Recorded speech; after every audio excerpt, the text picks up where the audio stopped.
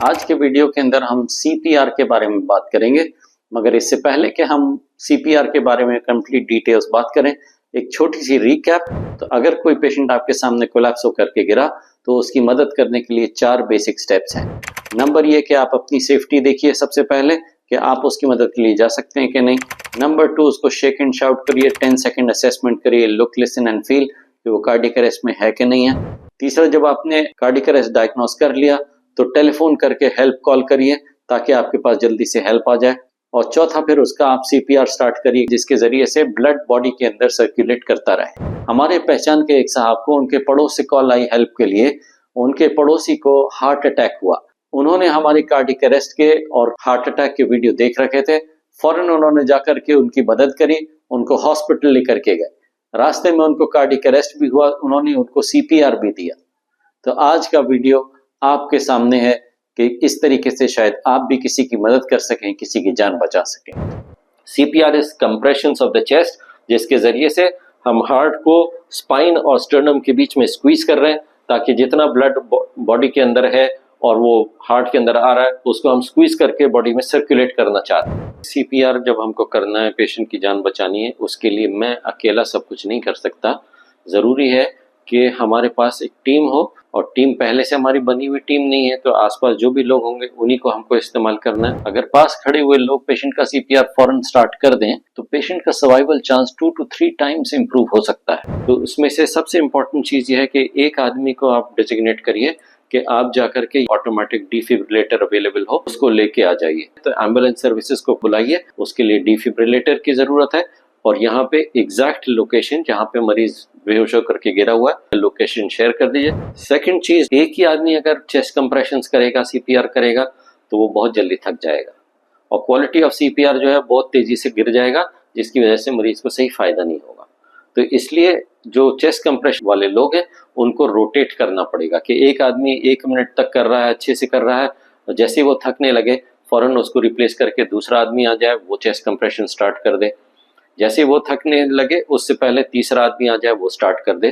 So we keep rotating between 3-4 people, 5 people, ताकि chest compression अच्छी quality के मुस्तकिल चलते रहे विदाउट स्टॉपिंग। बीच में कोई सा भी टाइम ऐसा नहीं गुजरे जिसमें कोई भी चेस्ट कंप्रेशन नहीं कर रहा था, क्योंकि ये वो टाइम होगा जबकि ब्रेन को बिल्कुल ऑक्सीजन नहीं मिल रही and the brain is dying at that time. CPR के बारे में कुछ इंपॉर्टेंट पॉइंट्स कि सीपीआर हमको जल्द से जल्द स्टार्ट करना है, एज सून एज पॉसिबल।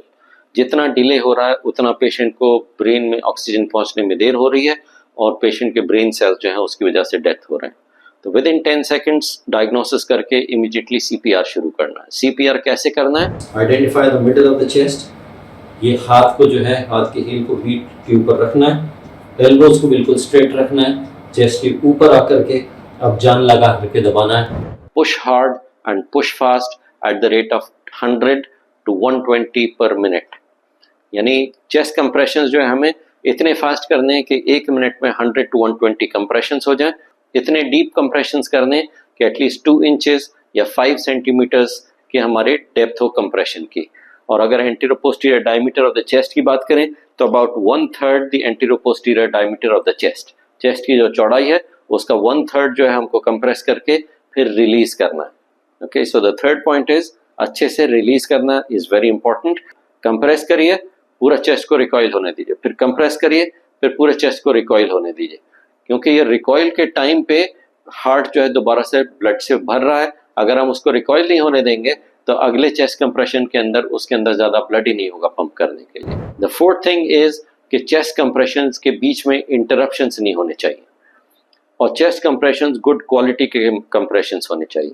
इसलिए importance of using the team कि हम जल्दी जल्दी टीम मेंबर्स को रोटेट करें और उनके रोटेशन के बीच में भी जो है जब वो चेंज ओवर हो उसमें गैप्स नहीं हो। बिल्कुल एक आदमी का हाथ हटे और दूसरे आदमी का कंप्रेशन फौरन स्टार्ट हो जाए। There should be no gaps and there should be good quality chest compressions to sustain life, to sustain circulation to the brain and the heart. And all this is to buy time, कि जब तक हमारे पास expert help आ जाए या defibrillator आ जाए जिसके जरिए से हम दोबारा से हार्ट को रीस्टार्ट कर सकें। तो सीपीआर कब तक करते रहना है, इसमें मैं आपको 3 सिचुएशन बता रहा हूँ। एक सिचुएशन ये है कि आपने सीपीआर किया और एम्बुलेंस सर्विसेज आ गई, एक्सपर्ट्स आ गए हेल्प करने के लिए, now you can stand back and let them take over. दूसरी सिचुएशन, आपने एफर्ट लगाया, उसको चेस्ट कंप्रेशंस दिए, उसके हार्ट बीट करने लगा, उसकी पल्स आ गई, तो अब उसको जग जाने दो, मत बोलो कि अभी आप और लेटे रहो, मुझे और सीपीआर करना है। Let him wake up and stop the CPR. तीसरा रीजन, आपने बहुत एफर्ट किया, बहुत कोशिश करी,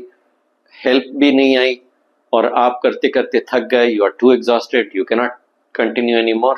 Now it is time that you need to stop. Thank you and see you in the next video.